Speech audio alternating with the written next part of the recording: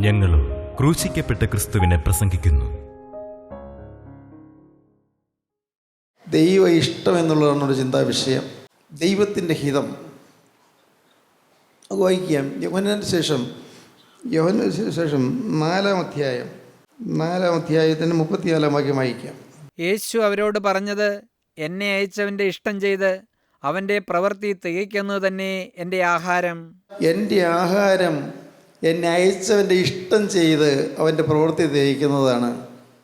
യോഹന്നാന് ശേഷം 6-ാം അധ്യായം 38-ാം വാക്യം, എൻ്റെ ആഹാരം, എൻ്റെ ഭക്ഷണം എന്നെ അയച്ച സ്വർഗീയ പിതാവിൻ്റെ ഇഷ്ടം ചെയ്ത് അവൻ്റെ പ്രവൃത്തി തികയ്ക്കുന്നത് തന്നെയാണ്. സ്തോത്രം.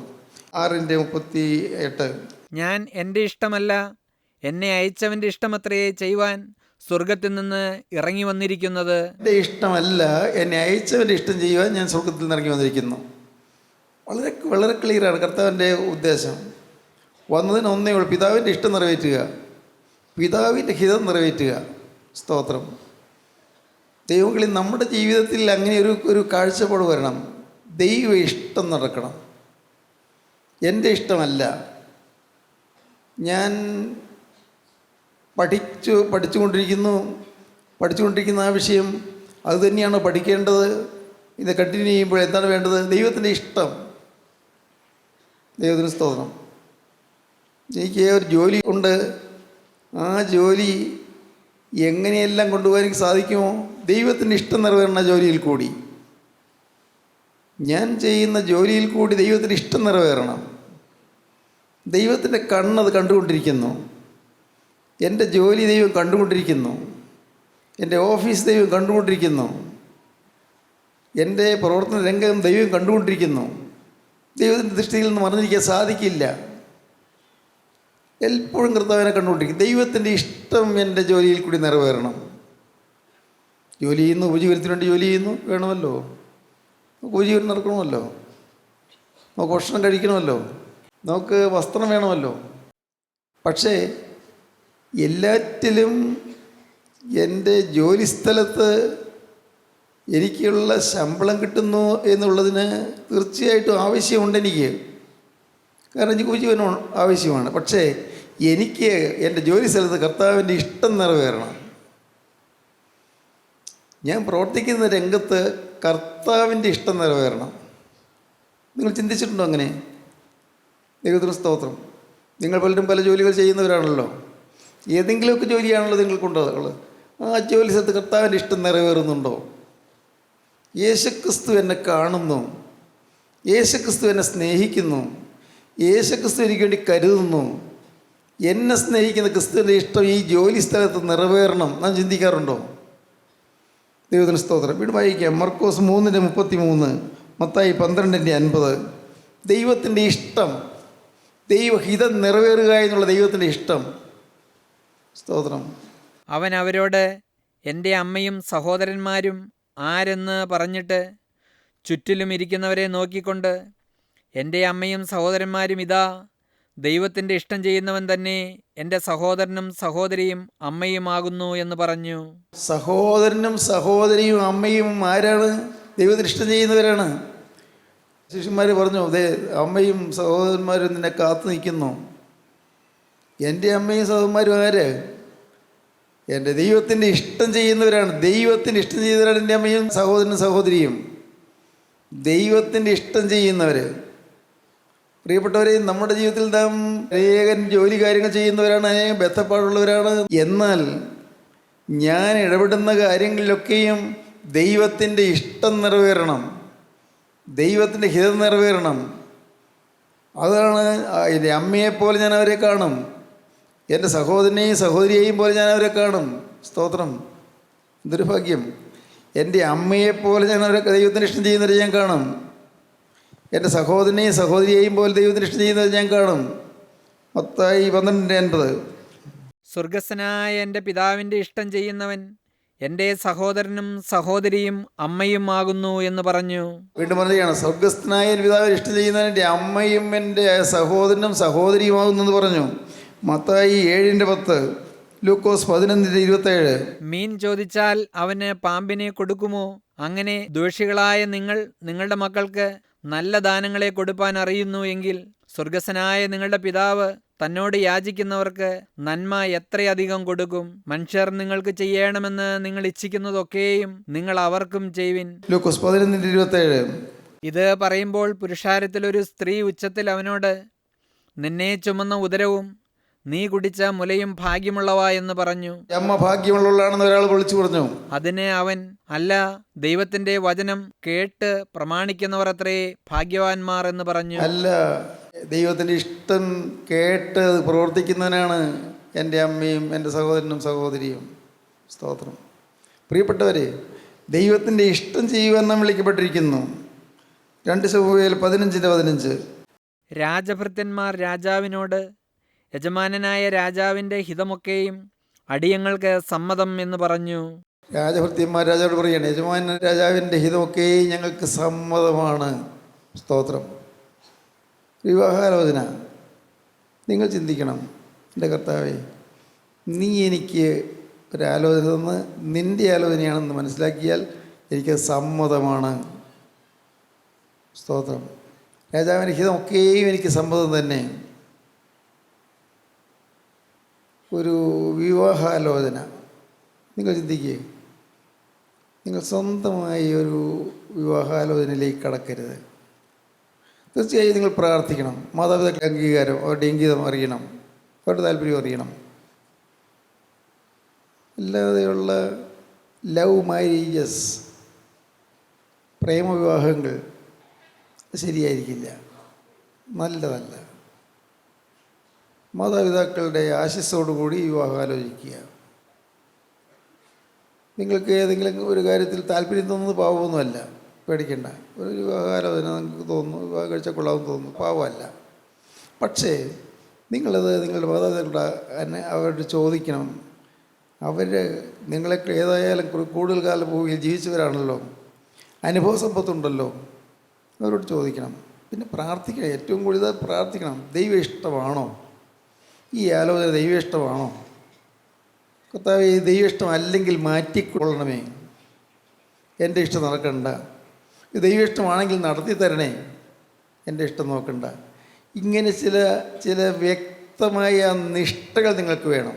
വ്യക്തമായ നിഷ്ഠകൾ, ജീവിതത്തിൽ വ്യക്തമായ പ്രതിഷ്ഠകൾ നിങ്ങൾക്ക് വേണം. വ്യക്തമായ വ്രതങ്ങൾ നിങ്ങൾക്ക് വേണം. ദൈവത്തിന് സ്തോത്രം. ദൈവത്തിൻ്റെ വലിയ നാമം മഹത്വപ്പെടട്ടെ. സ്തോത്രം. ഞാൻ വീണ്ടും പറയുന്നു, നിങ്ങൾക്ക് ഒരാളെ നിങ്ങളുടെ ജോലി സ്ഥലത്തോ അല്ല എവിടെയെങ്കിലും വെച്ചോ കണ്ടു, പരിചയപ്പെട്ടു, വിവാഹം കഴിക്കാമെന്ന് തോന്നി, അത് തെറ്റല്ല. പക്ഷേ നിങ്ങൾ ആ വ്യക്തിയോട് അടുക്കുന്നതിന് മുമ്പ് നിങ്ങളിരുന്ന് പ്രാർത്ഥിക്കണം. പ്രാർത്ഥിച്ച് നിങ്ങൾ ദൈവത്തിൽ നിന്ന് കൃപ പ്രാപിക്കണം. എങ്ങനെയാണ് ഈ ദൈവഇഷ്ടം അറിയുന്നത്? വേദപുസ്തകം മറിച്ച് നോക്കിയൊന്നുമല്ല ദൈവഇഷ്ടം അറിയുന്നത്. വേദപുസ്തകം മറിച്ച് നോക്കി വചനം വായിച്ചിട്ടല്ല ദൈവഇഷ്ടം അറിയുന്നത്. ദൈവഇഷ്ടമാണോ നോക്കി പുസ്തകത്തിൽ ഏതെങ്കിലും ഭാഗം കണ്ടാൽ ദൈവഇഷ്ടമാണെന്ന് വിചാരിക്കുക, അങ്ങനെയല്ല. അതെല്ലാം പ്രാകൃതമായ ചില സമ്പ്രദായങ്ങളാണ്, ദൈവങ്ങൾക്ക് ചേർന്നതല്ല. ദൈവഇഷ്ടം അറിയുന്നത് തനിയെ ഇരുന്ന് പ്രാർത്ഥിക്കുമ്പോൾ വഴികൾ തെളിഞ്ഞു കിട്ടും. വ്യക്തമാണ് കാര്യം. തനിയെ ഇരുന്ന് പ്രാർത്ഥിക്കണം, മുട്ടുമേലിരുന്ന് പ്രാർത്ഥിക്കണം, കർത്താവിൻ്റെ കരുണയ്ക്ക് വേണ്ടി യാചിക്കണം. കർത്താവേ, നീ എന്നെ സ്നേഹിക്കുന്നുവല്ലോ, നീ എന്നെ കരുതുന്നുവല്ലോ, എനിക്ക് നിൻ്റെ ഹിതം അറിയണം. നിൻ്റെ ഹിതപ്രകാരമേ എനിക്ക് മുന്നോട്ട് പോകാൻ പറ്റുകയുള്ളൂ. നിൻ്റെ ഹിതപ്രകാരം മുന്നോട്ട് പോകണം. ഒരു ബിസിനസ് തുടങ്ങാൻ ആരംഭിക്കുന്നു. ദൈവമേ, നിനക്ക് ഹിതമാണോ, നിനക്ക് ഇഷ്ടമാണോ, എനിക്കറിയാൻ വയ്യല്ലോ, ഞാൻ അപകടത്തിലാകുമോ? കർത്താവേ, എനിക്ക് വലിയൊരു നഷ്ടത്തിന് കാരണമായി തീരുമോ? നിങ്ങൾ വിദേശത്തേക്ക് പോകാൻ നോക്കുന്നു. കർത്താവേ, വിദേശത്തേക്ക് പോകണമെന്നൊക്കെ പലരും പറയുന്നു. പക്ഷേ എനിക്ക് വിദേശത്തേക്ക് പോകേണ്ട ആവശ്യമുണ്ടോ?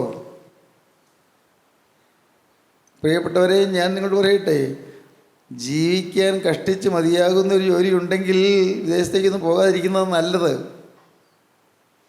ജീവിച്ചു പോകാൻ ഏതെങ്കിലും തരത്തിൽ ചെറിയൊരു ജോലി ഉണ്ടെങ്കിൽ, ഒരു ചെറിയ രീതിയിലൊരു വരുമാനമെങ്കിലും ഉണ്ടെങ്കിൽ വിദേശത്ത് പോകരുത്. ശമ്പളം കൂടുതൽ കിട്ടുമായിരിക്കും, പക്ഷേ അതിനെ തുടർന്നുണ്ടാകുന്ന ദുരിതങ്ങൾ വിദേശത്തുള്ളവരെ അറിയാം. അവരനേകം പേര് ഇരിക്കുന്നുണ്ടല്ലോ വിദേശത്തുള്ളവർ. വിദേശത്തേക്ക് പോയതിനെ തുടർന്നുണ്ടാകുന്ന മെൻ്റൽ ടെൻഷൻസ്, ഈ മാനസികമായ പ്രയാസങ്ങൾ ഇന്നെല്ലാം യാതനകളാണ് ഓരോരുത്തരും അനുഭവിച്ചുകൊണ്ടിരിക്കുന്നത്.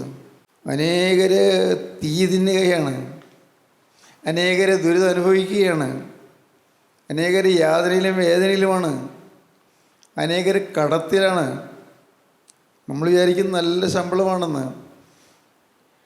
വെയിൽ കൊണ്ട് കറുത്ത്, വെയിൽ കൊണ്ട് എരിപുരിക്കൊണ്ട് കഷ്ടപ്പെട്ട് ജോലി ചെയ്ത് എന്നാൽ കടത്തിൽ മുങ്ങി വലയുന്നവർ. എല്ലാവരും അങ്ങനെയല്ല, എല്ലാവരും അങ്ങനെ വെയിലുള്ളുന്നില്ലായിരിക്കും. പക്ഷേ അനേകം പേര് ഈ നാട്ടിൽ നിന്ന് ദേശത്തേക്ക് പോകാൻ പലരും ആഗ്രഹിക്കുന്നു. നാട്ടിൽ ഏതെങ്കിലും തരത്തിലുള്ളൊരു ചെറിയ ജോലി ഉണ്ടെങ്കിൽ ദേശത്തേക്ക് പോകാൻ നോക്കരുത്. അനേകരുടെ അനുഭവത്തിൻ്റെ വെളിച്ചത്തിലാണ് ഞാനീ പറയുന്നത്. ദൈവത്തിന് സ്തോത്രം.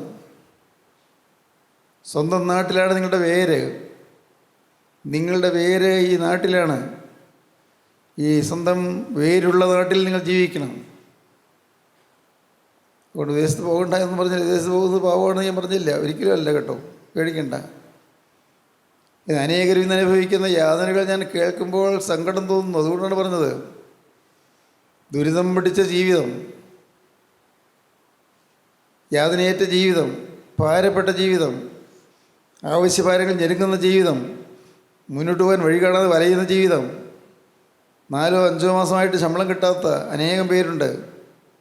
അല്ല, അതിൽ കൂടുതൽ നാൾ ശമ്പളം കിട്ടാത്തവരുണ്ട്. ദൈവത്തിന് സ്തോത്രം, ദൈവത്തിന് സ്തോത്രം. ദൈവഹിതമാണോ ഞാൻ വിദേശത്തേക്ക് പോകുന്നത്? ചിന്തിക്കണം. ദൈവഹിതമാണോ?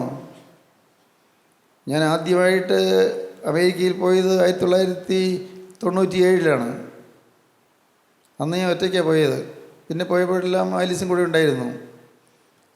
അന്ന് ആദ്യമായിട്ട് അമേരിക്കയിൽ ചെന്നപ്പോൾ ഞാൻ ഓർത്തു, എൻ്റെ കർത്താവേ, എനിക്ക് ശ്വാസം മുട്ടുന്നല്ലോ എന്ന്. അവിടെയുള്ളവരുടെ ബന്ധപ്പാടും രാവിലെ പകലെന്നുള്ള അധ്വാനമൊക്കെ കണ്ടപ്പോഴേ എൻ്റെ കർത്താവേ, എന്ത് യാതന പറ്റിയ ജീവിതം. കുറച്ച് ഡോളറിന് വേണ്ടി, രൂപയ്ക്ക് വേണ്ടിയുള്ളതായ അധ്വാനം. ആളുകൾ ഇവിടെയുള്ളവർ ധരിക്കുന്നു അവിടെയെല്ലാം സ്വർഗമാണെന്ന്. സ്വർഗഭൂമിയാണ്, ഭൂമിയിൽ സ്വർഗമാണെന്ന് ധരിക്കുന്നു. പ്രിയപ്പെട്ടവരെ, അവർക്ക് അനേകം പേര് ദുരിതപ്പെട്ട് കഴിയുന്നു. ഇംഗ്ലണ്ടിലും അതെ. ന്യൂസിലൻഡിലെ കാര്യം എനിക്ക് അത്രയ്ക്ക് അറിഞ്ഞുകൂടാ. ഒരിക്കൽ മാത്രമേ അവിടെ പോയിട്ടുള്ളൂ. എനിക്ക് അത്രയ്ക്ക് അവിടുത്തെ കാര്യങ്ങൾ അറിഞ്ഞു. ഓസ്ട്രേലിയ, ന്യൂസിലൻഡിലുള്ള കാര്യങ്ങൾ അത്രയ്ക്ക് എനിക്ക് അറിഞ്ഞുകൂടാ. ദൈവത്തിന് സ്തോത്രം. എല്ലാവരും ഒന്നല്ലെങ്കിൽ ഒന്ന് യാതനയിലും ദുഃഖത്തിലുമാണ്. പല പ്രയാസങ്ങൾ. നാട്ടിലുള്ളവർക്ക് ദുഃഖമില്ലെന്നല്ല കേട്ടോ, നാട്ടിലുള്ളവർക്കും കടങ്ങളും ദുരിതങ്ങളും എല്ലാം ഉണ്ടല്ലോ. ദൈവത്തിന് സ്തോത്രം. എല്ലാറ്റിലും നിങ്ങൾ ഓർക്കണം, ദൈവത്തിൻ്റെ ഇഷ്ടമാണോ എൻ്റെ ജീവിതം? എൻ്റെ ഓരോ ചുവടുവെപ്പും ദൈവ ഇഷ്ടപ്രകാരമാണോ? ദൈവത്തിന് സ്തോത്രം. 12ാം ക്ലാസ് കഴിഞ്ഞു, ഇനി എങ്ങനെ ഏത് വഴിക്കാണ് പോകേണ്ടത്? അല്ലെങ്കിൽ 10ാം ക്ലാസ് കഴിഞ്ഞു, ഇനി എന്താ പഠിക്കേണ്ടത്? ഞാൻ പോകേണ്ടതായ പഠനത്തിനുള്ള കോഴ്സ് എന്താണ്? ഇനി ഞാൻ എടുക്കേണ്ടതായ സ്കീം എന്താണ്? ചെറുപ്പക്കാർ ചിന്തിക്കണം, അത് ആലോചിക്കണം, പ്രാർത്ഥിക്കണം. ദൈവത്തിന് സ്തോത്രം. പ്രിയപ്പെട്ടവരെ, നിങ്ങൾ ദൈവത്തിൻ്റെ ഇഷ്ടം നടക്കണമെന്ന് നിങ്ങൾ ആഗ്രഹിക്കണം. ദൈവത്തിൻ്റെ ഇഷ്ടം എങ്ങനെ പോകണം, എങ്ങനെ മുന്നോട്ട് പോകണം? സ്തോത്രം. വീട് വയ്ക്കാൻ നിങ്ങൾ ആരെക്കൊണ്ട് സ്ഥാനം കാണിക്കുകയൊന്നും ചെയ്യണ്ട, സ്ഥാനം കാണണ്ട. കിണർ കുഴിക്കാൻ സ്ഥാനം കാണണ്ട. അതിന് ജ്യോത്സ്യനെ വരുത്തി അല്ലെങ്കിൽ മന്ത്രവാദികളെ വരുത്തിയൊന്നും ചെയ്യണ്ട, ഒന്നും ചെയ്യണ്ട. പ്രാർത്ഥിക്കണം. നിങ്ങൾക്കുള്ള ബുദ്ധി ഉപയോഗിച്ച് വെളിച്ചം കിട്ടാവുന്ന സ്ഥലം, വെള്ളം കിട്ടാവുന്ന സ്ഥലം, അതെല്ലാം നിങ്ങൾക്ക് കിട്ടാനുള്ള ബുദ്ധി ഉപയോഗിച്ച് നിങ്ങൾ അത് കണ്ടുപിടിക്കണം. അവിടെയും പ്രാർത്ഥനയാണ് ആവശ്യം. പ്രാർത്ഥന, മുട്ടിപ്പായി പ്രാർത്ഥിക്കണം. ദൈവത്തിന് സ്തോത്രം. ദൈവ ഇഷ്ടം, ദൈവത്തിൻ്റെ ഇഷ്ടം. സ്തോത്രം. തെസ്സലോനിക്കർക്ക് എഴുതിയ 1-ാമത്തെ ലേഖനം 4-ാം അധ്യായം 3-ാം വാക്യം മുതൽ വായിക്കാം. തെസ്സലോനിക്കർക്ക് എഴുതിയ 1-ാമത്തെ ലേഖനം 4-ാം അധ്യായം 3-ാം വാക്യം മുതൽ. ദൈവത്തിൻ്റെ ഇഷ്ടമോ നിങ്ങളുടെ ശുദ്ധീകരണം തന്നെ. ദൈവത്തിൻ്റെ ഇഷ്ടം. ഇതെന്തെല്ലാം നടത്തിയാലും, ഏതെല്ലാം വഴിക്ക് പോയാലും നിങ്ങളുടെ ശുദ്ധീകരണം, നിങ്ങൾ ശുദ്ധീകരണം പ്രാപിക്കണം. നിങ്ങളുടെ ഉള്ളം കഴുകപ്പെടണം. അകം കഴുകപ്പെടണം, ഉള്ളം കഴുകപ്പെടണം. ദൈവത്തിന് സ്തോത്രം. അകത്ത് ഒരുപിടി മാലിന്യങ്ങളുണ്ട്. അകത്ത് ഇല്ലേ? നിങ്ങൾ ചിന്തിച്ചിട്ടുണ്ടോ? എന്തെല്ലാം മാലിന്യങ്ങൾ, അകത്തുള്ള ചിന്തകൾ. പിശാച് എന്തെല്ലാം ചിന്തകളെ കൊണ്ട് തരുന്നത്. ചിന്തകൾ വരുമ്പോൾ നിങ്ങൾ ഓർക്കും, അയ്യോ ഇത് ഞാൻ ആഗ്രഹിക്കുന്നതല്ലല്ലോ, എന്താ എനിക്ക് ചിന്ത തന്നത്. അപ്പോഴാണ് നിങ്ങൾ പറയേണ്ടതാണ്, വചനം കൊണ്ട് പിശാചിനെ വെട്ടണം. പകൽ പറക്കുന്ന അസ്ത്രത്തെയും ഉച്ചയ്ക്ക് തൂകുന്ന കാറ്റിനെയും രാത്രി സഞ്ചരിക്കുന്ന വചനത്തെയും പേടിക്കേണ്ട. സ്തോത്രം. ഉടനെ വചനമെടുക്കണം, വചനം നാവിലെടുക്കണം. ആരും അറിയണ്ട. അരുതാത്തൊരു ചിന്ത വരുന്നു, അപ്പോൾ പറയണം, ദൈവത്തിന് സ്തോത്രം. പകൽ പറക്കുന്ന അസ്ത്രത്തെയും ഉച്ചയ്ക്ക് തൂകുന്ന കാറ്റിനെയും രാത്രി സഞ്ചരിക്കുന്ന വചനത്തെയും നീ പേടിക്കേണ്ട. ദൈവം നിന്നെ വേട്ടക്കാരൻ്റെ കണിയിൽ നിന്ന് നാശകരമായ മഹാമാരിയിൽ നിന്ന് വിടുവിക്കും. സ്തോത്രം. ദൈവത്തിന് സ്തോത്രം. നിങ്ങൾ സമർപ്പണം എടുത്തു കഴിഞ്ഞാൽ നിങ്ങൾക്ക് ധൈര്യമായിട്ട് ദൈവം ചെല്ലാം. സമർപ്പണം എടുത്തു കഴിഞ്ഞാൽ, എൻ്റെ ആയുസ് യേശു ക്രിസ്തു കൊടുത്തു എന്നുള്ള സമർപ്പണം എടുത്തു കഴിഞ്ഞാൽ നിങ്ങൾക്ക് ചെല്ലാം. കർത്താവേ, ഞാൻ വേറൊന്നും നിന്നോട് ചോദിച്ചില്ലല്ലോ, എനിക്കൊരു വിശുദ്ധനായി ജീവിക്കണമെന്നല്ലേ ഞാൻ ചോദിച്ചുള്ളൂ. പിശാചിൻ്റെ കടിയിൽ നീ എന്നെ വിടുവിക്കണമേ. പ്രാർത്ഥിക്കാം. ഞാൻ വേറെ ഒന്നും നിന്നോട് ചോദിച്ചില്ലല്ലോ. ഏതെല്ലാം പ്രതിസന്ധി വന്നാലും, ആരെല്ലാം എതിർത്താലും, ആരെല്ലാം തെറ്റിദ്ധരിച്ചാലും ഞാൻ നിന്നോട് വേറൊന്നും ചോദിച്ചില്ലല്ലോ. ഒറ്റയ്ക്കൊരു കാര്യമല്ലേ ഞാൻ ചോദിച്ചുള്ളൂ. നിൻ്റെ വിശുദ്ധനായി തീരണമെന്നല്ലേ ഞാൻ പറഞ്ഞുള്ളൂ, വേറൊന്നും പറഞ്ഞില്ലല്ലോ. അത് നീ കേട്ടതല്ലേ, ഞാൻ പറഞ്ഞതൊക്കെ നീ അറിഞ്ഞതല്ലേ. കർത്താവേ, നീ എന്നോട് മനസ്സിലിഞ്ഞ് എൻ്റെ ജീവിതത്തിൽ ശത്രു അവൻ എയ്യുന്ന അസ്ത്രങ്ങളൊന്നും ഏൽക്കാതെ വണ്ണം എനിക്ക് ചുറ്റും ഒരു പരിചയം പലകയുമായി നിൽക്കണമേ. കർത്താവേ, ദുഷ്ടൻ്റെ തീയമ്പുകളിനെ ഏൽക്കാതെ വണ്ണം എനിക്ക് ചുറ്റും കർത്താവേ നീ ഒരു കോട്ട കെട്ടണമേ. രക്തത്തിൻ്റെ വലയത്തിനുള്ളിൽ നീ എന്നെ നിർത്തണമേ. നിങ്ങൾ പ്രാർത്ഥിക്കണം. അങ്ങനെ പ്രാർത്ഥിച്ച് നിങ്ങൾ തന്നെ സമർപ്പിക്കണം. അനേകം പ്രശ്നങ്ങൾ വരുമ്പോൾ നിങ്ങൾ പ്രാർത്ഥിക്കണം. കർത്താവേ, എനിക്ക് വേറൊന്നും ഞാൻ നിന്നോട് ചോദിച്ചില്ല, നിൻ്റെ ഇഷ്ടം നിറവേറണമെന്നല്ലേ ഞാൻ പറഞ്ഞുള്ളൂ. സ്തോത്രം. ആരെല്ലാം തെറ്റിദ്ധരിച്ചാലും, ആരെല്ലാം വെറുത്താലും, ആരെല്ലാം എന്നെ ചെറുത്താലും, ആരെല്ലാം ശത്രുതാമനോഭാവം പുലർത്തിയാലും ഞാൻ നിന്നോട് ഒറ്റയ്ക്കൊരു കാര്യമല്ലേ പറഞ്ഞുള്ളൂ. സ്തോത്രം. ധൈര്യമായി ചോദിക്കണം, ധൈര്യമായി ദൈവത്തോട് ചോദിക്കണം, ധൈര്യമായി കൃപാസനത്തിൻ്റെ അടുത്തിലേക്ക് ചെന്ന് ചോദിക്കണം. തത്സമയത്ത് സഹായത്തിന് പ്രാപിപ്പാനായി ധൈര്യമായി കൃപാസനത്തിനടുത്തേക്ക് ചെല്ലുക, ധൈര്യത്തോടെ കൃപാസനത്തിനടുത്തേക്ക് ചെല്ലുക. അതുകൊണ്ട് കരുണ ലഭിപ്പാനും തത്സമയത്ത് സഹായത്തിനുള്ള കൃപ പ്രാപിപ്പാനുമായി നാം ധൈര്യത്തോടെ കൃപാസനത്തിൻ്റെ അടുത്ത് ചെല്ലുക. പറഞ്ഞോളണം, കർത്താവേ, എൻ്റെ ആയുസ് നിനക്ക് തന്നതല്ലേ, ഈ ദേഹവും ദേഹിയും ആത്മാവും നിന്നെ ഞാൻ ഏൽപ്പിച്ചതല്ലേ, എൻ്റെ ജീവിതത്തിൻ്റെ എല്ലാ ചുവടും എപ്പോഴും നിന്നെ ഞാൻ പരിമേൽപ്പിച്ചതല്ലേ, എനിക്ക് വേറെ ഉദ്ദേശമില്ലല്ലോ. എന്നെ നീ ഒന്ന് തൊടണം. ഹല്ലേലൂയ. നിൻ്റെ കരം എൻ്റെ മേലൊന്ന് വെക്കണം. എന്നെ നീ ഒന്ന് അനുഗ്രഹിക്കണം. കർത്താവേ, എനിക്ക് ഇഹലോകത്തിലെ ജീവിതം സമാധാനപൂർണ്ണമായി നയിക്കണം. എൻ്റെ കർത്താവേ, ഒരിക്കൽ ഞാൻ കണ്ണടയുമ്പോൾ നിൻ്റെ രാജ്യത്തിലേക്ക്, നിൻ്റെ തിരുസന്നിധിയിലേക്ക് എനിക്ക് പറന്നെത്തണം. ഹല്ലേലൂയ. വേറൊന്നും വേണ്ട കർത്താവേ, വേറൊന്നും ഞാൻ നിന്നോട് ചോദിക്കുന്നില്ല. കർത്താവേ, ഒരിക്കൽ കാഹളനാദം മുഴങ്ങുമ്പോൾ അങ്ങോട്ട് പറന്നു വരണം. അല്ല, മരണമൊഴിയായിട്ട് ഈ ഭൂമിയിൽ മാറ്റപ്പെടുമ്പോൾ എൻ്റെ സന്നിധിയിലേക്ക് പറന്നെത്തണം. അവിടെ വരാൻ മാലാഖമാരെന്നെ കൂട്ടിക്കൊണ്ടു പോകണം. കർത്താവേ, ലാസറിനെ ദൂതന്മാർ കൂട്ടിക്കൊണ്ടു പോയതുപോലെ കർത്താവേ, പരിശുദ്ധമായ നിലയിലേക്ക് എന്നെ നിൻ്റെ മാലാഖമാർ കൂട്ടിക്കൊണ്ടു പോകണം. വേറെ എനിക്കൊന്നും വേണ്ട. ഹല്ലേലൂയ. വേറെ എനിക്കൊന്നും വേണ്ട എന്ന് നിങ്ങൾ ദൈവത്തോട് പറയണം. ഭാരങ്ങളെല്ലാം മാറും, ആകുലങ്ങളെല്ലാം മാറും, കാർമേഘങ്ങളെല്ലാം നീങ്ങും, എല്ലാ കാർമേഘങ്ങളും മാറിപ്പോകും. ജീവിതത്തിൽ കാർമേഘ പടലങ്ങൾ ഉയരത്തിൽ നിൽക്കുന്ന അനുഭവിക്കുന്നവരാരെല്ലാം ഉണ്ട്? നിങ്ങൾക്ക് മുകളിലേക്ക് നോക്കിയാൽ സൂര്യനെ കാണാൻ പറ്റാതെ കാർമേഘ പടലങ്ങൾ തിങ്ങി നിൽക്കുന്നതായിട്ട് കാണുന്ന ആരെല്ലാം ഉണ്ട്? നിരാശയുടെ കാർമേഘ പടലങ്ങൾ. ദൈവമേ, അനേകം നിരാശാകരമായ കാര്യങ്ങൾ, മനസ്സിനെ ആകുലപ്പെടുന്നതായ കാര്യങ്ങൾ കാർമേഘ പടലങ്ങളായി മുകളിൽ തിങ്ങി നിൽക്കുന്നുണ്ട്. നോക്കിയിട്ട് സൂര്യനെ കാണുന്നില്ല. ഇതിനു മുൻപ് സൂര്യനെ കണ്ടുകൊണ്ടിരുന്നു, ഇപ്പോൾ സൂര്യനെ കാണുന്നില്ല. സൂര്യനെ കാണാത്തതുകൊണ്ട് ഇരുളടഞ്ഞ് നിൽക്കുന്നു, കാർമേഘ പടലങ്ങൾ തങ്ങി നിൽക്കുന്നു. എൻ്റെ കർത്താവേ, എൻ്റെ ജീവിതത്തിൽ ചില നിരാശയുടെ കാർമേഘ പടലങ്ങൾ കർത്താവേ, കരിമേഘങ്ങൾ അങ്ങനെ നിറഞ്ഞു നിൽക്കുന്നു. സൂര്യൻ നോക്കിയിട്ട് കാണുന്നില്ലല്ലോ, സൂര്യൻ മറഞ്ഞിരിക്കുന്നല്ലോ. അങ്ങനെ വിഷമിക്കുന്നതിൻ്റെ ആരെല്ലാം ഉണ്ട്? നിങ്ങൾ മുകളിലേക്ക് നോക്കുക, അവിടെ നീതി സൂര്യൻ ഉദിച്ചു നിൽക്കുന്നുണ്ട്. ദൈവത്തിന് സ്തോത്രം. കാർമേഘ പടലങ്ങൾ മാറുന്നുണ്ട്, സ്വർഗീയ കാറ്റ് വീശുന്നുണ്ട്, പരിശുദ്ധാത്മാവിൻ്റെ കാറ്റ് വീശുന്നുണ്ട്. പരിശുദ്ധാത്മാവിൻ്റെ കാറ്റ് വീശുമ്പോൾ എല്ലാ കാർമേഘങ്ങളും മാറിപ്പോകുന്നുണ്ട്, എല്ലാ തടസ്സങ്ങളും നീങ്ങിപ്പോകുന്നുണ്ട്, എല്ലാ ഇരുളുകളും മാറുന്നുണ്ട്, കരിമേഘങ്ങളെല്ലാം നീങ്ങിപ്പോകുന്നുണ്ട്, കരിനീല മേഘങ്ങളെല്ലാം മാറി ഇതാ മാനം തെളിയുന്നുണ്ട്. Hallelujah, hallelujah, hallelujah, hallelujah, hallelujah, hallelujah, hallelujah, hallelujah, hallelujah, hallelujah, hallelujah. എല്ലാവരെയും അനുഗ്രഹിക്കണമേ, കരുണയിൽ കാക്കണമേ, എതിരക്താൽ പൊതിയണമേ, എതിരനാമം മഹത്വപ്പെടുത്തണമേ. യേശു ക്രിസ്തുവിൻ്റെ രാജകീയ നാമത്തിൽ പ്രാർത്ഥിക്കുന്ന കൃപയോടെ കേൾക്കണമേ.